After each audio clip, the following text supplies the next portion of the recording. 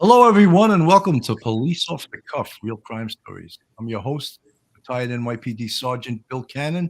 I'm a 27-year veteran of the NYPD, and with me tonight, straight out of Brooklyn, retired Detective Phil Grimaldi. How you doing tonight, Phil?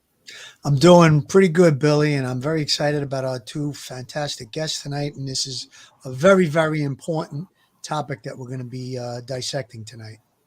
Absolutely. You know something? I can't believe we get such accomplished guests on our show.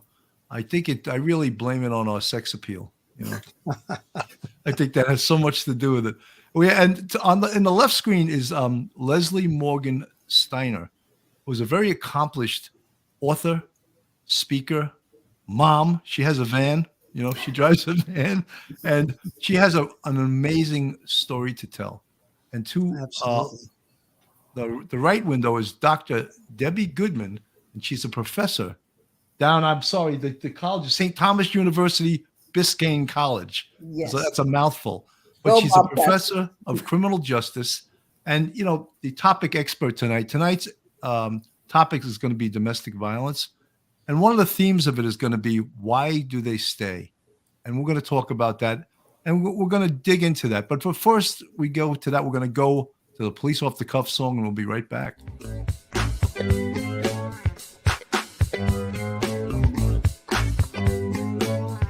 It's a show with two retired detectives that were in the thick of New York crime, fast and hectic. They got some stories and some jokes, even an interview with the most popular folks. Off the cuff, off the cuff. One episode just ain't enough. Get a little laughter and an interview too. It's maybe the best thing you can do.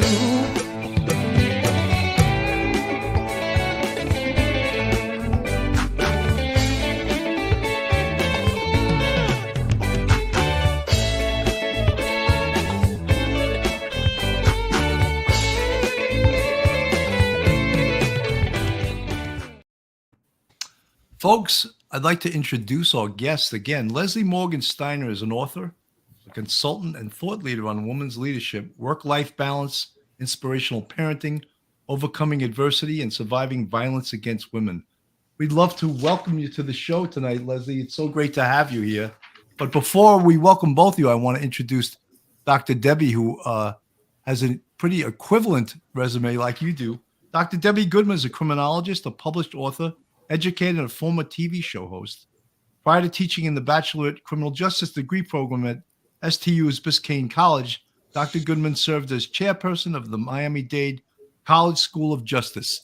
I'm not going to go through. I just have to spend half the show reading their full resume. So I told them to just get a few sentences.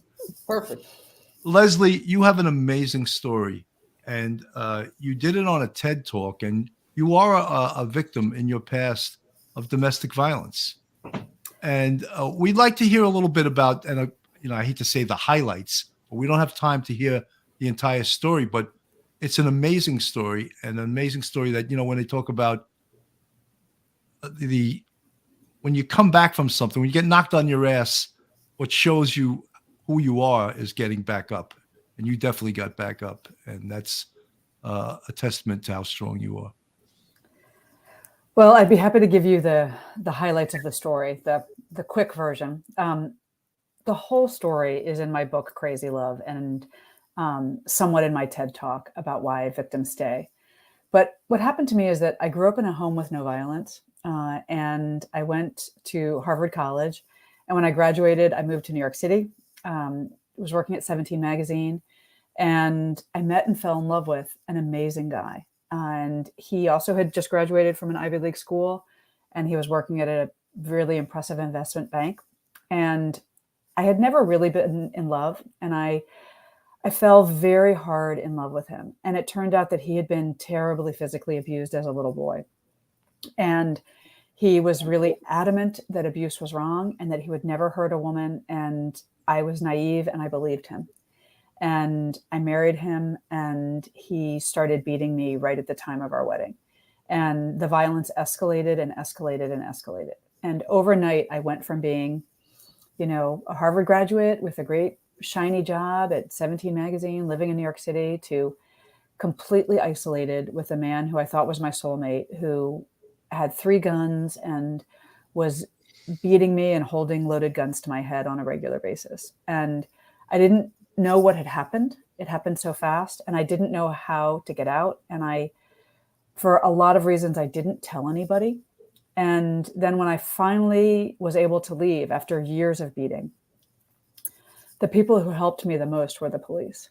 Because as you all know more about domestic violence than anybody except a victim. And in some ways, even more than victims, because you see such a range of victims, and you see us again and again and again in our worst circumstances. And I've always been grateful to the officers who helped me, even though they saved my life and I don't even know their name.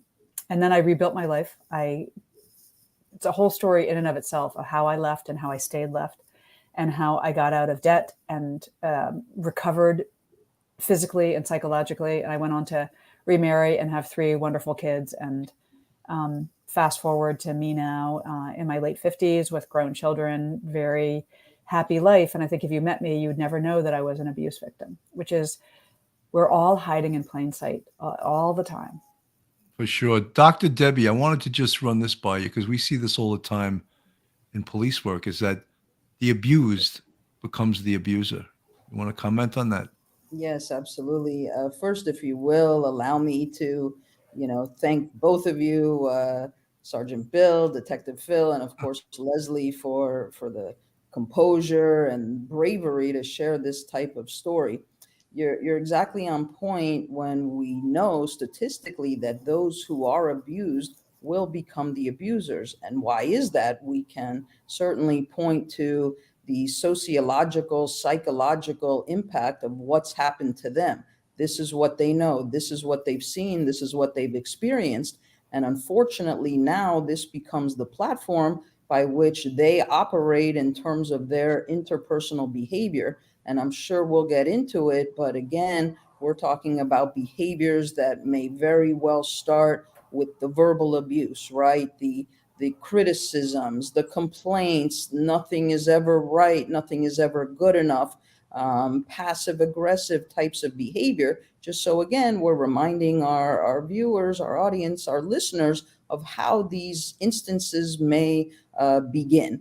And then, of course, the onset of the physical, which Leslie is sharing, and that too becomes the question of how and why is somebody that we love in a relationship with, committed to, loyal to, now demonstrating such terrible acts of violence.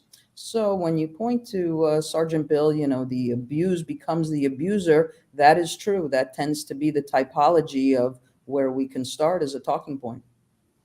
So much has changed in the world of domestic violence, even in the way we police it. And when I came on the job in 1985, it started changing to where it was almost a must arrest policy for almost everything. And I remember I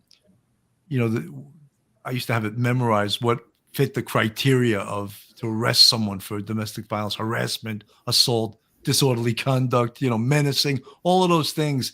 And then when I made sergeant, it was no joke, because it was like the buck stopped with me. If I walked away and then the husband killed the wife or hospitalized her, it was my fault.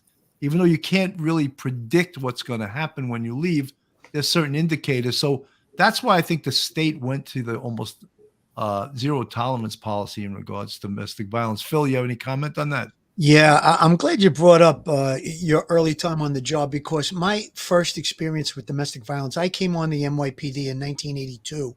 And in 1983, my real first, meeting a domestic violence victim, it was just an ordinary call, an early evening. We got a call that there was a fight inside of an apartment. And once we got in, it was a family having dinner. They were an African-American family. And I'll never forget, the woman had served hamburgers, and there were 3 children in the home. And the husband, for whatever reason, took the ketchup bottle and broke it on her head. She had a slight laceration. I immediately was enraged and wanted to arrest the husband. She begged us not to. The FTO that I was with, because I was still in training, said, listen, if you want to do this, this is going to turn into a big Megillah, meaning that the children would have to be placed into social services and to arrest the husband. And she was a non-cooperative complainant. So at that time in 1983, that was, we wound up making a police report and referred it to court. I think everything changed around 93, around O.J. Simpson case, which was Nicole Brown Simpson, and the other person that was killed with her, I can't think of his name. Ronald Goldman, yeah. So after that is when we were hit with the must arrest domestic violence situation. And I think it was a great thing that happened. Unfortunately, 2 people lost their lives. But had that policy been in effect, that person probably would have been arrested in 1983. I mean, I was kind of talked out of it by the FTO because that was the standard at that time. And, you know, like I said, the woman was not going to cooperate with us. She just begged. She wanted to, you know, just keep her family intact. So I think it's a good thing by shining the spotlight on it between that case with Ronald Goldman and Nicole Brown Simpson and Leslie Morgan Steiner. I just have to applaud you. You're a survivor. I read your TED conversation, and it's just really, really, it's very, I don't know how to put it any way. It's an emotional thing to read about that and to think that a person can go through that. And Bill and I, before we went on earlier today, we talked about the Stockholm syndrome. And I said, Bill, it's kind of like the Stockholm syndrome is built into the relationship because it doesn't start out with violence. It starts out with love and respect for one another. And then it morphs into that. So again, all of those components. And that's why I guess it's really not that much of a big question as to why the person doesn't leave. There's that, I guess, that Stockholm syndrome, and it takes a lot of guts. And when I read the statistics about how most of the people that are killed in these type of situations, it happens after the person leaves. So again, I applaud you, Leslie Morgan Steiner. It's a tremendous story, and I'm glad that you're doing well today. Thank you. Leslie, let me ask you something. What gave you, and I knew obviously you couldn't stay in this situation.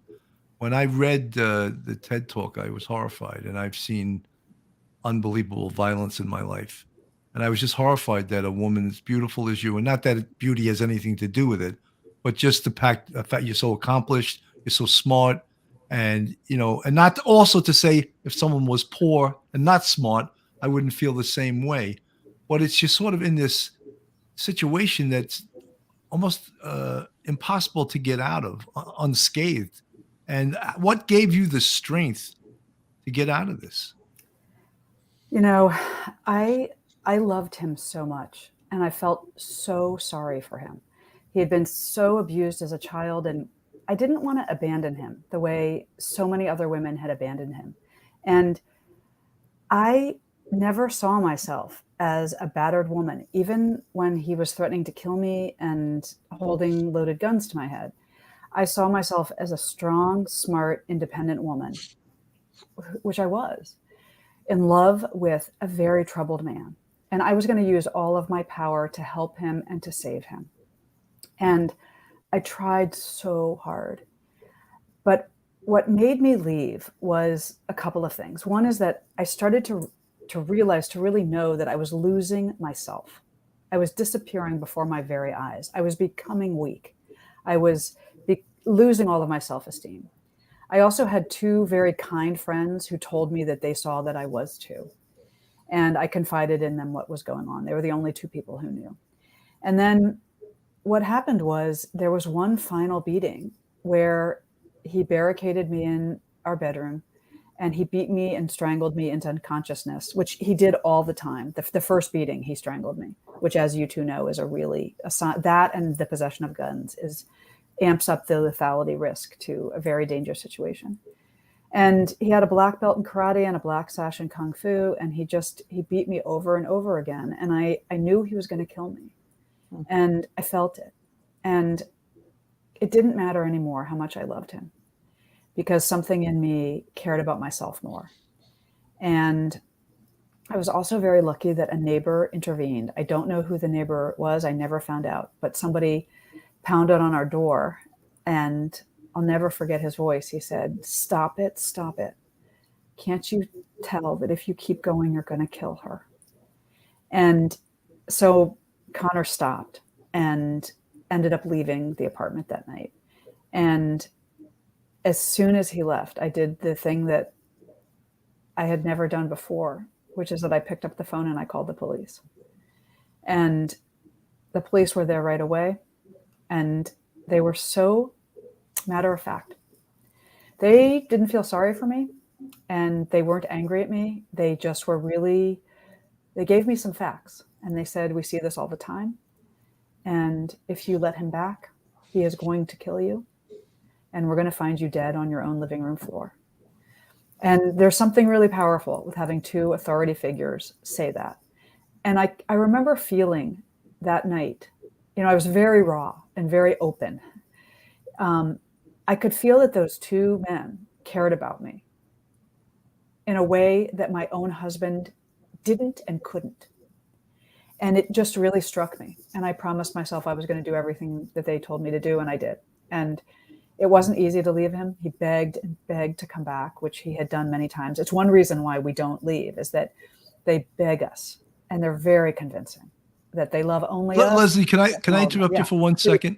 Yes. I just want to say, like, when you think about that, like the begging to come back and the love, and I love you so much, and then you think of the lunacy of someone strangling you and beating you and putting a gun to your head. On one side is this saying, wait a minute, this is not acceptable. It's crazy. And the other side is this person saying, oh, I love you. Love and it doesn't mix. You know what I mean? I know, but see, this is the thing. I'm not trying to put you down at all. I'm just trying to point this out. I agree with you. But I think it's really important to put yourself inside the victim's head. I think it's the only way of understanding why we stay, is that, I said I felt sorry for him. And perpetrators tend to pick women with really big hearts. And I felt so sorry for that boy who he'd been. And I knew he didn't mean to hurt me. I knew it was like the rage from what had happened to him. He had been horrifically abused as a child. That rage was just coming out, that by loving him, I triggered it. And I knew he needed me and that he truly loved me. And for a long time, I just thought I could take it and that I should take it, because not because I deserved it, but because that's what our society says to women, is that even though men are supposed to be so strong, every little girl and every woman really understands from an early age that women are the strong ones and that we're the ones who are expected to care for and nurture men and cover up for them and be their therapists and their lovers and their cheerleaders. And that's what I thought I was supposed to do for him. And it took a long time after the relationship ended before I was able to understand that I was actually the last person on earth who could help him, because I was the trigger. Just by loving him, I triggered all of his rage and memories of the violence. So I think it seems crazy from the outside, especially if you're going to the same victim's home again and again and again. But I have to say that the question is not, why did I stay? The question really is, why did he beat me? Why did he beat the one person on earth who wanted to help him more than anybody? And why did we all let him? In some ways, we all collude in this. We turned a blind eye. We glorify men who use violence to protect women. And, we saw a great example of it at the Oscars last night, that Will Smith said, I'm punching Chris Rock because of love and because I love my wife. And I'm not inside Will Smith's head, and I don't know what it's like to be a Black man in America, but love and violence do not go together, ever. And love is never a justification of violence. But you see, we get it all the time. We get it with Chris Brown and Rihanna. With Gabby Petito, she got it. We all get those messages that if a man really loves you, he might lose his temper sometimes, and we should forgive it and move on. He's never really going to hurt us. And it isn't until they really hurt us that the luckiest ones of us leave. Some of us are so sick at that point and so entrapped. It's like being in a two-person cult that you can't leave. But I was lucky that I really got out, like by the skin of my teeth, with a lot of help, including from those officers. That's great. Dr. Debbie, I want to ask you a question that Sure. has always sort of baffled me. And that's why, and I'm not saying Leslie did this, but why do some battered women get into another relationship with the same exact type of guy that they got in trouble with in the first relationship. Right. Very intriguing, and it's very similar to your first question about how the abused becomes the abuser. How is it that the alcoholic or somebody who's grown up in a family of alcoholism and has seen the depths of despair and demise will turn to alcohol? And so it's part of our human nature, right? Meaning we ourselves are creatures of routine and comfort and familiarity.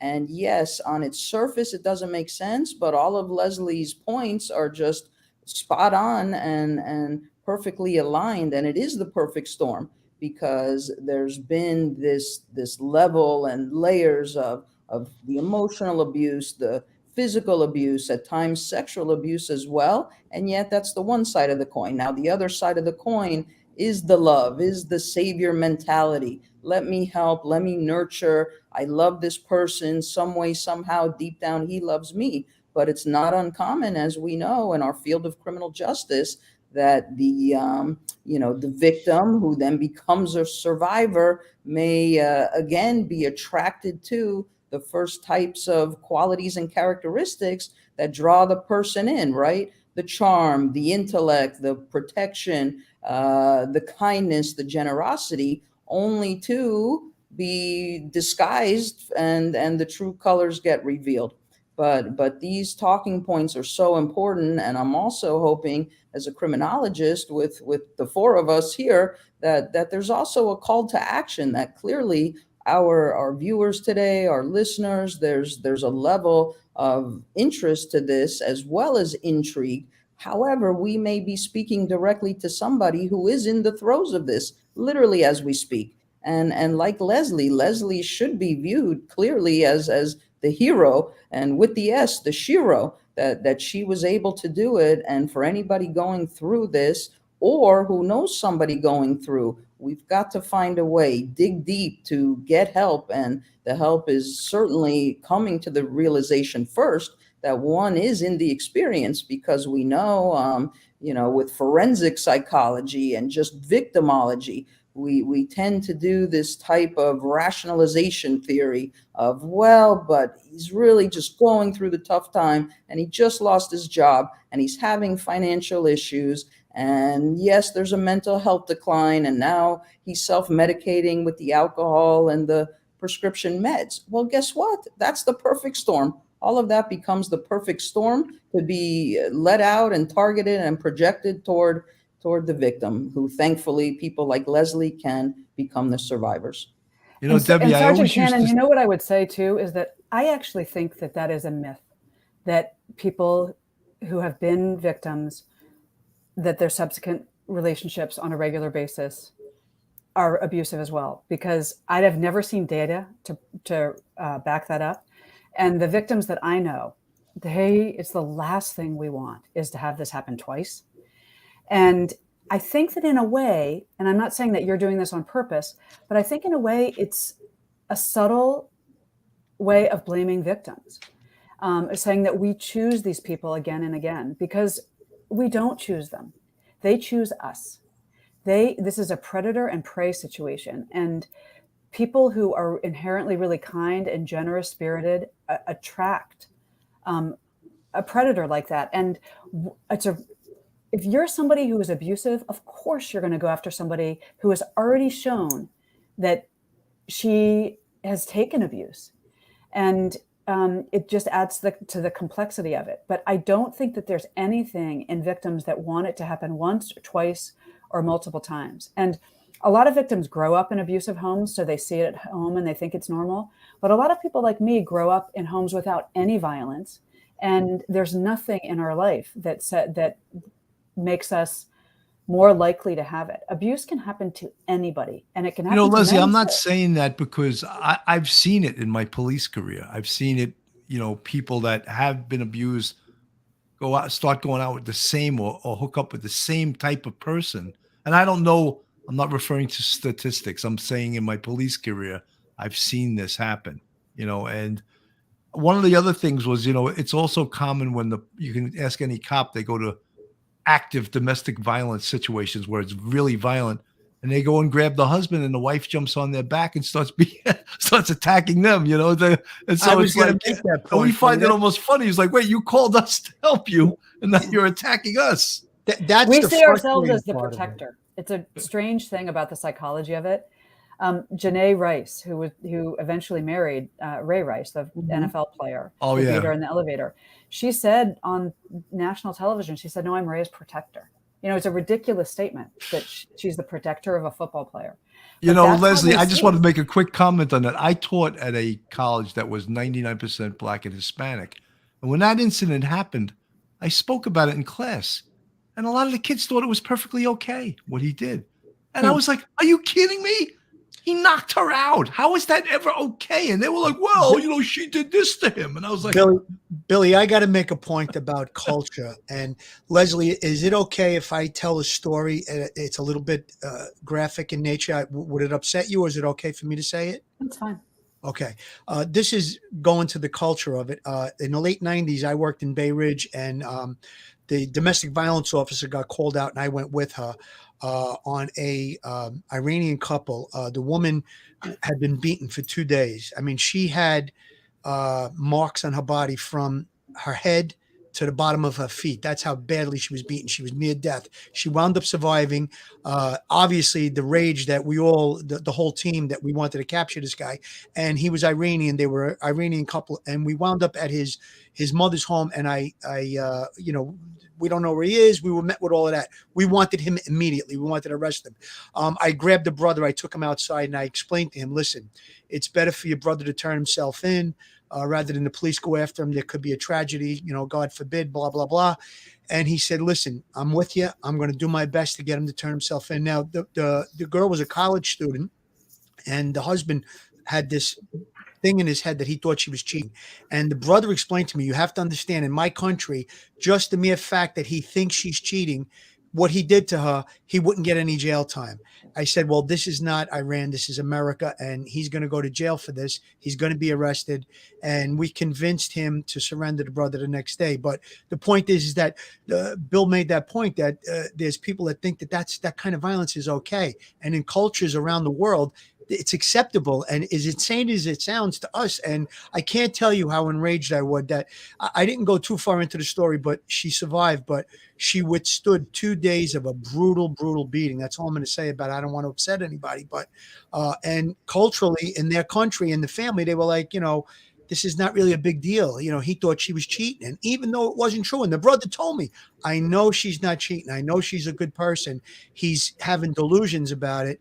It would still be acceptable in his country." So I think that's one of the other things that we have to point out. And, you know, culturally, we have to, you know, we have the melting pot of the world is in the United States, and we have to address those things. And we have to teach that, no, these things aren't acceptable. It's not acceptable, as Leslie made the point, that there is no such thing that you can, you know, equate violence with, you know, trying to protect your woman, as Will Smith allegedly did last night, which the whole thing, I think it was staged to me, but that's a whole other conversation for another day. May or may not have been staged, but I think you made a great point that even though he was trying to protect his wife's good name or whatever it was, that, you know, she had this medical condition, violence is not the answer.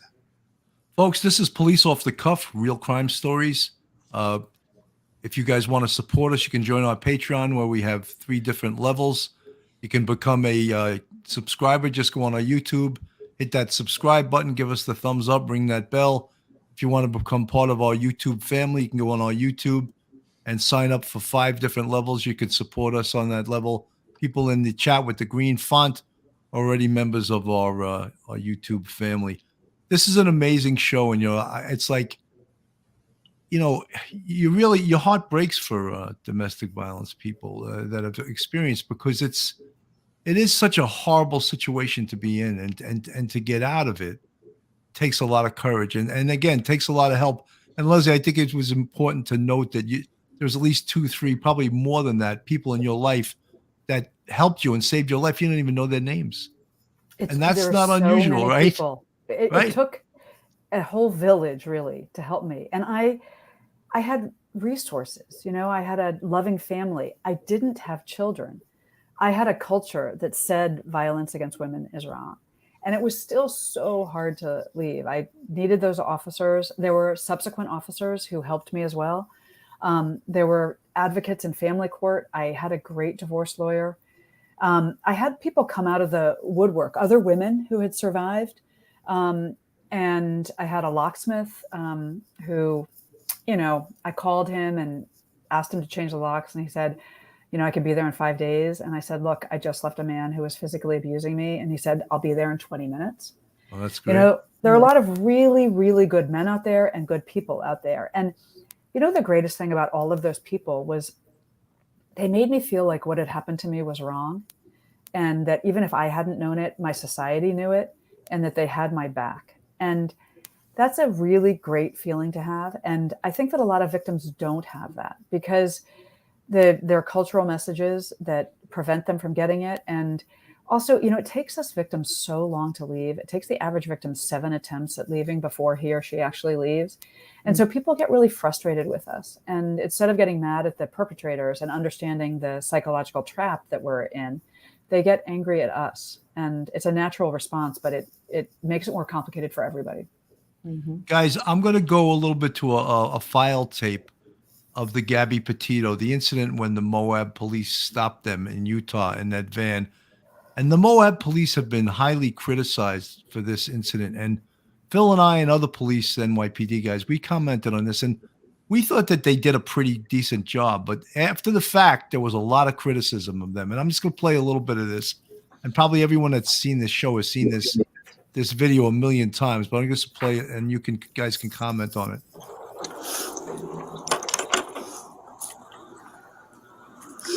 I'm going to go ahead and close your door. Okay? Why don't you come over here?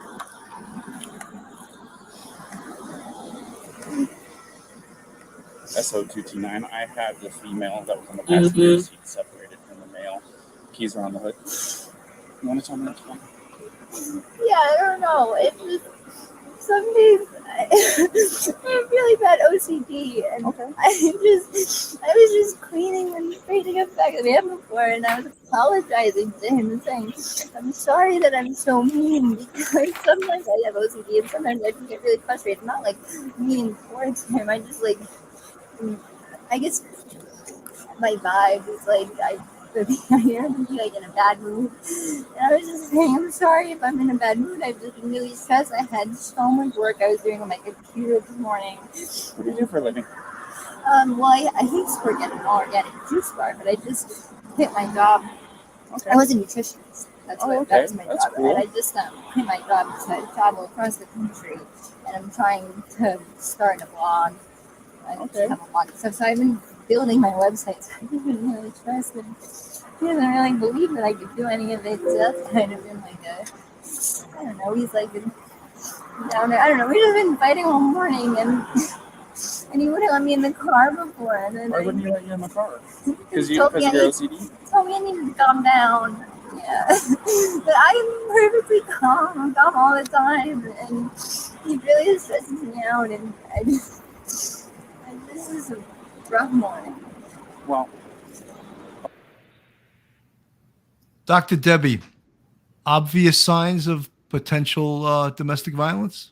Yes, and again, Sergeant Bill, Detective Phil, Leslie, this is just heartbreaking. This Sure is. story, this tragedy really captured the hearts and minds of America. Why every day we're thinking about this young couple who on their surface looked to have it all when we would see the pictures of them smiling and the videos on their adventurous journey together. And here they are, past tense now, were engaged and being adventurous and being industrious, and both were bright and certainly attractive. And so now to see how Gabby, her condition, her emotions, her psychology is really just heartbreaking, heart-wrenching, again, to remind our viewers, and many of whom, of course, also followed the case from beginning till end. We know she died by strangulation. We know that he self-inflicted with a gunshot wound. And in between, the stress, the struggle, the strain of this young couple is just at the height of, captured our attention daily. So the question here, of course, and I know what we're thinking and asking among the four of us and our viewers and listeners, should law enforcement, could they have taken a different approach in that one moment? Well, we're playing next day quarterback here. Of course, they want to handle every circumstance to the best of their ability with the facts that they're provided.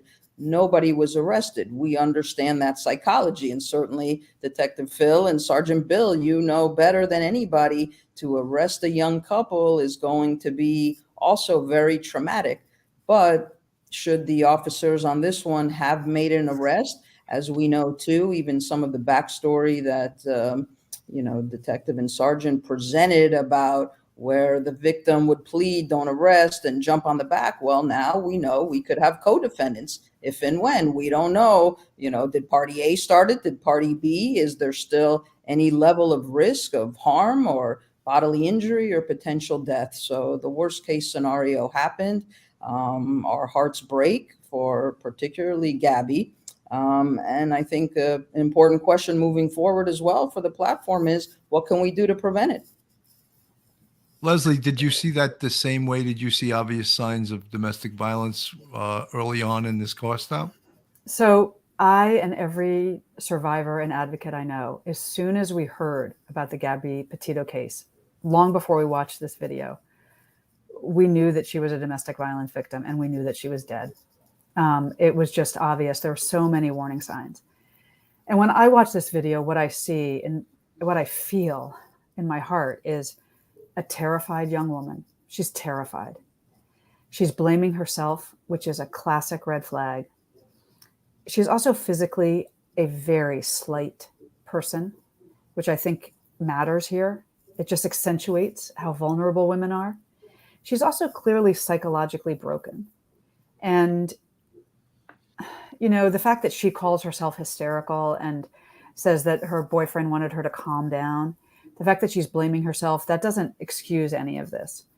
And I think that this case, in addition to just being so heartbreaking, is a really great lesson for all of us, because I don't know what the police could have done drastically differently, because we do live in a country where individual freedoms really matter. And you can't prevent somebody from being in an abusive relationship. It's one of the hardest things in the world, is to get somebody out at that stage when they're still in love and where they're really blaming themselves. I think what the police could have done and what really would have helped a lot is to arrest both of them. And a lot of my fellow advocates and survivors get angry when I say that. But the reason that I think it would help is that it would be a wake-up call to both of them. This is really serious. And it would be a wake-up call to the perpetrator that what he's doing is a crime. And it's a wake-up call to the victim that he or she is a victim of a crime. And I didn't know that at the time that I was being abused. And I promise you, my ex-husband did not know that either. And Leslie, that's can the I role that just the say police something? can play. Leslie, I said that there was a lot of information that we didn't know about. And one of them was there was a call saying that he was seen slapping her around on the street outside this restaurant. We didn't know that when we first viewed this video. And then we also saw that she had hit him with the cell phone. He had cuts on the side of his face. So with all of that information, I would have absolutely have arrested both of them. Mm-hmm. I would have. Bill, and you said that in the beginning. You said the only thing you saw was a possible arrest of both of them. And I think the thing that threw off the officers that did respond there was the fact that she came off as hysterical. He was more calm. He had the mark on his eye. She admitted that she hit him. When the officer asked about why did the car swerve and they hit the curb, she said, "Well, I was hitting him. I hit him with the phone." So there was a lot of different things that took place. We had that 911 caller returned to the scene, or we don't know if the 911 caller was ever contacted, but had the 911 caller returned to the scene and said, "I saw that young man strike that young woman, I think it would have been a different situation. And again, we don't know that would have prevented what turned out to be the inevitable death of Gabby Petito, because it was like 15 days later that we believe she was killed. No, it was actually 5 weeks later. It was 5 weeks later. Well, I think that was August the 12th, and we think the time of death is around the 27th. You're right. I'm sorry. And then her body was found. Yeah. You're thinking of when the body was found. It was recovered. Yes. But the actual incident was about 15 days. So we don't know if it was the next day. I think, it would probably be a pretty good presumption to say if he was arrested, or if they were both arrested, she might have been alive. But it was 15 days. And I'm not trying to defend, those police officers. I just feel like a lot of time was given to that specific incident. It was over an hour, and they did separate them. However, there's got to be something learned or good that's got to come out of this horrible situation. Now, I know that one of the things that was brought up in one of the shows that we did was that if an officer just said to her, away from him, do you feel safe? Are you safe? I think that was a great thing that really didn't come into that. They never really asked to that. And then I learned, you guys probably know it, the international sign is, with the hand, it's a distress call. So I learned that. So those two things, I think, are maybe two things that could be, implemented for law enforcement going forward. I never knew about the international sign. And that one little thing saying to the person, even though, we have you separated and you're saying everything, do you feel safe? And maybe that might have been the key that might have made her come forward with, the truth about, it's obvious there was domestic violence going on between the two of them, so we can't take it back. I think if those officers had a do-over, they would have obviously, knowing now, but in New York City, I don't think they would have gotten more than 10 minutes. They spent over an hour with them. So we've said that many times, and, we just got to try and shine the light on it like we're doing tonight. And hopefully we can prevent something horrible like this from ever happening again. Well, hey, that's what it's about, is awareness. And I think that what you said is really true, and anybody can do this, not just a police officer, but you can say to somebody that you're worried about, hey, I'm worried about you. I need to know that you're safe. I care about you. My job is to protect you, or I'm your mom and I love you. I'm your friend and I care about you. I'm your co-worker and I care about you. Something's off here, and I need to know that you're okay, that you're safe. That's what people said to me, and it shattered my denial to see how much they cared about me and that I wasn't fooling anyone. I also want to make another point, though, about what you said, Detective Grimaldi. You said that she was hysterical and he was calm. And I tell you, this is the big fight in family court when custody of children is disputed in a domestic violence case, because we victims, we present as hysterical because we are scared. We're terrified that he's going to kill us, that he's going to kill our children, that we're going to lose, and that the judges and the police and everybody else, they're going to believe him because he's charming and we're hysterical. And I think it should be a warning sign for anybody adjudicating a domestic violence case that if one person is preternaturally calm and the other is incredibly hysterical, that is a huge red flag. If it really is a mutual fight, they're going to be more the same.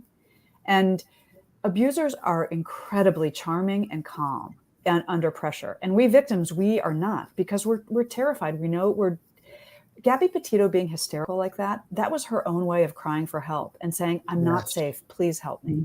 And unfortunately, the officers didn't know enough about the warning signs about abuse to see that for what it was. And one of the main causes that I'm involved with is a group called the Crimes Against Women. It's based in Dallas, Texas, and there's a big conference every year that's 3 years. And all it is this sort of education and awareness of what to look for in victims of abuse, sex trafficking, sexual assault, and how all of us as a society can come together to protect victims and also to get perpetrators the help that they need. Because a lot of perpetrators, they don't necessarily want to be doing this. And in their own way, they need help too. Mm-hmm.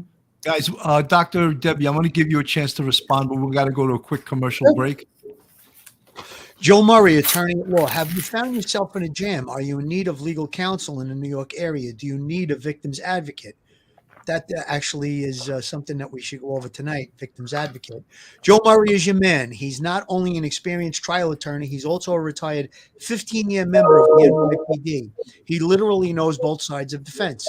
His website is jmurray-law.com. His telephone number is 646-838-1702. Or you could email Joe at joe@jmurray-law.com. The secret to quickly hiring the best police officers before your competition does. With an extremely limited job candidate pool, law enforcement agencies have to quickly identify and hire qualified police officers before another agency does. That's why nearly 70 U.S. agencies have updated their hiring process to include iDetect, a fast, affordable, non-invasive, unbiased, and automated lie detector. It accurately identifies lies by watching the eyes. iDetect also helps solve crimes. Convera CEO Todd Mickelson shared stories about how iDetect is changing the way the world detects deception. Remember, the eyes don't lie. Converis.com, 1-801-331-8840, or you can email them at info@converis.com. Dr. Debbie, I mean, there was a lot said by Leslie in regards to all that comments. Yes, please, and thank you again for all the points shared. So I'd like to comment on the piece of education and training. We know and understand law enforcement training at the basic training level, at the in-service training level. So I would like to submit a real careful and scrutinous way of evaluating what type of training is happening literally as we speak. Can we go to our posts, our police officer standards and training commissions? Here in Florida, we have what's called Criminal Justice Standards and Training Commission. And these are the governing bodies that decide how many hours of training and what exactly that training will be. So I would like to submit, we do need more and active and practitioner-based training on the domestic violence interactions. We all know about scenario-based training, and maybe, again, one of the takeaways is to increase and fuse more direct learning into the curricula. I'll tell you, and we discussed it a little bit, the four of us at the onset of the show, but at the university where I'm a professor, St. Thomas University in Florida, we have a standalone course called Women in Justice, and we dedicate a lot of time to these types of topics and issues. And what happens too is when our lady student colleagues feel comfortable and they share with one another that, yes, they too have had some level of experience, whether it was a direct family member whom they witnessed in a victimization capacity, or they themselves who were involved in an intimate relationship. So I've already invited Leslie to speak with us, and I'm honored and delighted for when her schedule permits. But again, this is a courageous conversation that needs to be had. And just to, again, impart a little bit of data on this, you know, the most current of which is coming from the United Nations, the CDC. We've seen an 8% uptick from the start of the pandemic to the present in these intimate relationships, and whether it's the physical, the emotional, the sexual abuse. We also know that 20,000 phone calls come in every week to domestic violence abuse hotlines. We know that there's a victimization experience every 20 minutes in our country. And remember too, and particularly Detective Phil and Sergeant Bill and Leslie, you know this too, that domestic violence and these types of crimes, and let's not forget that terminology here, these are crimes. However, as a criminologist, I will tell you that these are also what we call the hidden crimes. These crimes do go underreported. So even what we think we know about data, and we know that, you know, the Bureau, of course, our FBI, they put together our uniform crime reports, but based upon crimes that are reported. But even whatever numbers we think we know, it's far greater and far reaching. You know, guys, I just want to go to this famous case in New York City, and I know you know about it. I'm going to play a little bit of this file tape. And this, I think, may have changed domestic violence in the entire country as we know it. So I'm going to play a little bit of this. Where a woman takes a stand to talk about the abuse she has endured in a high-profile case. So police in Greenwich Village get a call around November 1st of 1987 and respond to this apartment in a landmark building and inside discover a house of horrors. There's a child lying on the bathroom floor, a little girl, 6 years old, barely breathing, Lisa Steinberg. We have been informed by officials at St. Vincent Hospital that the child has been declared legally dead. It became front page headlines. People were like, oh my goodness, how did this happen? And all the details started emerging of what was going on in that household. The 21 bruises that covered the 6-year-old child known as Lisa Steinberg spoke volumes about the reach of domestic violence into any household, even a Greenwich Village brownstone where Mark Twain once lived on West 10th Street. And people are shocked that this girl living in this so-called affluent household is dead with bruises all over her body. Lisa's adoptive parents, Joseph Steinberg and Hedda Nussbaum, who were charged with beating her, had been reported for child abuse as far back as 1983 and 1984. The two of them were engaged in drugs that night, and they failed to call an ambulance. Had they called the ambulance, Lisa might have survived. Joel Steinberg is being held in prison. Hedda Nussbaum was a patient in a mental hospital. So they get arrested, but the prosecution quickly realizes in order to make a case, they need testimony from someone who was inside that apartment. The prosecution immediately zeroed in on the role of Hedda Nussbaum, Steinberg's lover and Lisa's mother figure. Hedda became the one person who could testify what went on in the house that night. What happened was the prosecution became convinced that she was a victim. Nussbaum is now ready to take the stand against Steinberg. The real culprit there was clearly Joel Steinberg. The evidence will show that he beat this Nussbaum until he finally broke her. She sort of epitomized someone who was very messed up. She had 2 black eyes, a split lip, and bruises all over. 9 broken ribs, a fractured jaw, beaten about the face and the legs. Her nose was so broken and so disfigured that it had to be reconstructed with part of her ear. Think about the horrendous condition she's in and has been in for such a long period of time. And you see pictures of her before she met Joel Steinberg, and she's an attractive, normal-looking person. The contrast between that and seeing her when she first appeared on the witness stand is horrifying, really. In a sense, the Steinberg trial is a freak show. And what you get is a front row seat into the dark side of human behavior. And suddenly people had a face that they were looking at of someone who had experienced domestic violence. Her attorney claims she was beaten so badly that she could not possibly come to the aid of little Lisa, for she feared for her own life. The prosecution would argue that Hedda was a battered woman and could not make rational decisions. But there were a lot of people bothered by the fact that once Lisa was very badly injured and laying on a cold bathroom floor, that 911 was not called. I think she's disgusting. I have no sympathy for the woman. Yes, there were a lot of people who said she is to blame too. She was complicit. She didn't do enough. All of the jurors felt that Hedda Nussbaum failed in her role as parent, and many simply did not believe her version of what happened. From the very beginning, it was clear the jury would not convict Joel Steinberg of murder. Joel Steinberg was not convicted of murder. He was convicted of manslaughter in the first degree. And I believe that's because it was a compromise verdict, that the jury members had some problem with Hedda Nussbaum not having any criminal liability. Ms. Nussbaum, are you falsifying reality to spare yourself of complicity in the death of Lisa Steinberg? Why didn't she, call the police? Well, you guys can see, I mean, we get the gist of that. She was a horribly beaten down woman, not just beaten down physically, but beaten down emotionally. She had no spirit left in her body. I remember when this happened in 1987, I had been on the job for like 2 years. I came on in 85. And I, back then, adamantly felt, oh, she should be charged too. She should really be charged. I don't feel that way anymore. I really could see, and we spoke before about Stockholm Syndrome.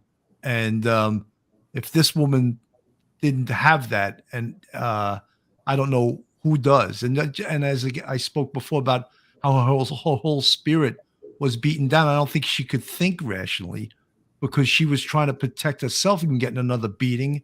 And I mean, the things he did to her, they discuss it later on. It's just horrendous. You know, Billy, I'm glad you brought up what your initial feeling was, because my initial feeling was the same too. But then when I saw, I mean, 9 broken ribs, bruises all over her body. I mean, her face is distorted. So I do feel that, you know, they made the right decision with not charging her and going after Joel Steinberg. He was really, really violent. He used crack cocaine in between beatings.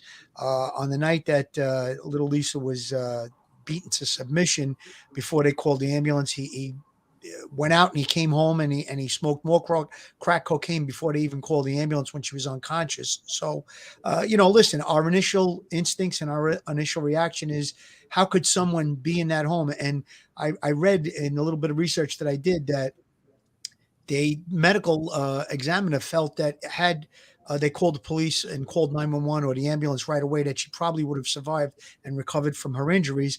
So again, that enrages you. That makes you think, you know, this little beautiful girl could have been alive. And when you see her body, the way it was so damaged, you know, you can get to that conclusion. But I think there's an argument on both sides of it. And looking at it today and understanding, you know, what these people went through, I think the right decision was made. But initially I would have had that same feeling myself, Bill, that I would wanted her, you know, to be charged as well. But it seems that, you know, going through it, that they made the right decision.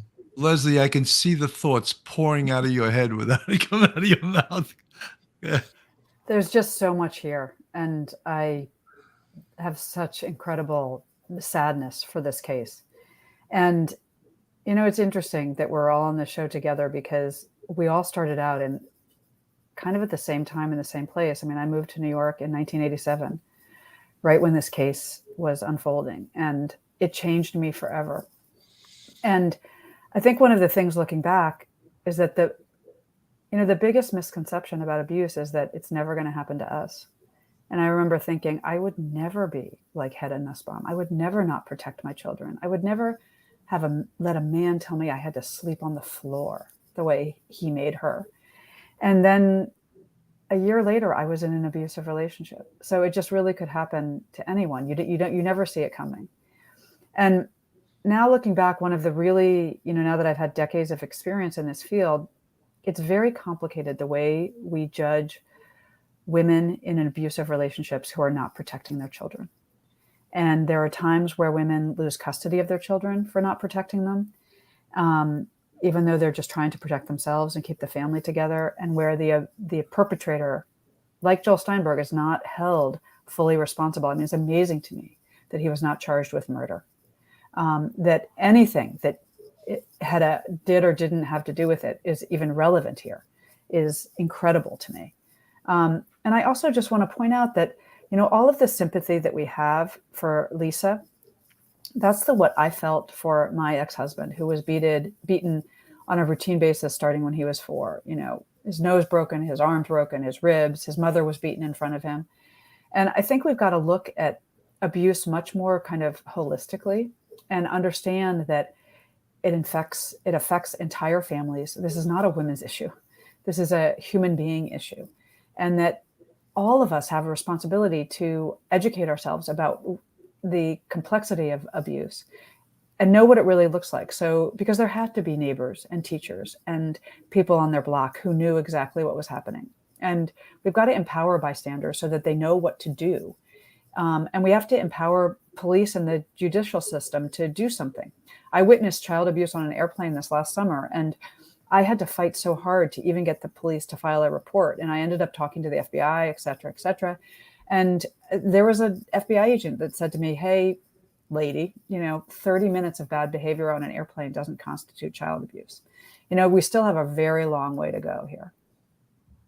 Well, that's why, there's mandatory reporters. One of the things we always learn as police officers is that the buck stops with the police. And we're almost the only agency that is ever held accountable to the highest level. And even the officers that had responded to this scene, I think there was several visits to this house. And there were questions as to, why didn't you go right into that house? Well, he came to the door and he is an attorney. He said, you can't come into my house. they didn't have like reasonable suspicion that there was child abuse going on, or else, I mean, I would just bust through the door. But they were criticized for it.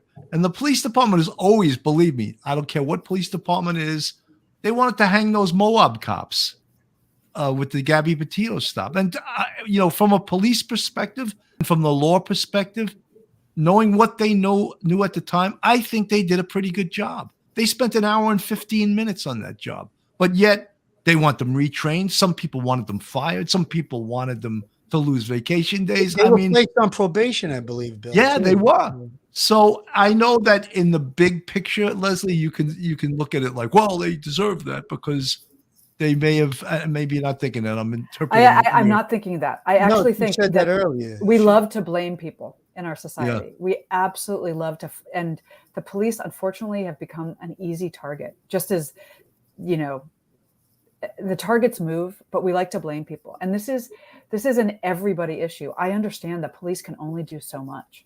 It's really true. Everybody has to care about this, and everybody has to say that it's wrong and want to stop it, or it's never going to end.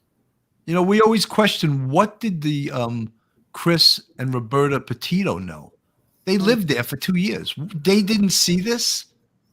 You know Laundrie. what I mean? Laundrie, Dr. Bill. Debbie, you must have thoughts on this. You're in Florida there. Yeah, right. I think Detective Phil, you know, we're talking about, is it we don't see anything, we don't hear anything, we don't say anything, and what a disgrace and what a disservice to allow any type of wrongdoing at any level to go unreported. But clearly, I think the family knew a lot, and I imagine very clearly Brian Laundrie coming home to tell his parents, and they did not do the right thing and report. We know the sister had information and made a plea for him to come forward.